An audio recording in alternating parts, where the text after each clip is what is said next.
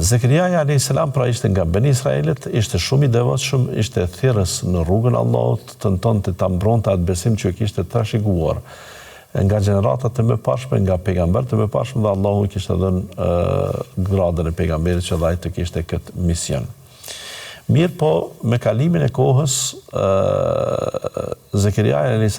do të mplakët, do të dobësohet, do të sheh veten se nuk është në atë energjinë e mëparshme dhe në moshat të tilla çdo njeri, sidomos ata që janë misionar, e kanë hall, e kanë dert se kujt po ja lën këtë trashëgimi, këtë detyrë që kanë në bisupet e tyre.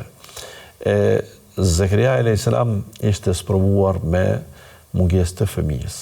Pra, ishte sigur Ibrahim a.s. pra prej profetëve janë këta dy që përmenden, që nuk kanë pasur fëmijë. Gjersa kë nuk kishte fëmijë, kujt ja lënte këtë detyrë. A nuk e keni pa për shembull sa ishte e lehtë kur Davudi a.s.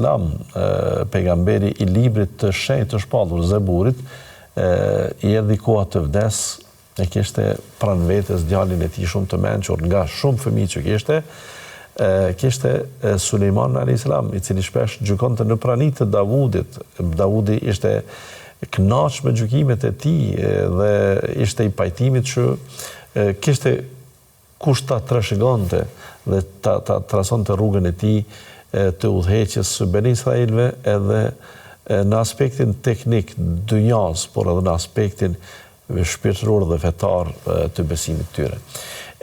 Sa ndjenjë mirë do të ishte kjo, por Zekeriaja tash e ka këtë hall, ka këtë dert. Kush do ta trashëgoj këtë? Kujt do t'ja lë këtë mision, këtë detyrë që ai e ka mbi supet e veta, dhe kësaj e kap këtë dert.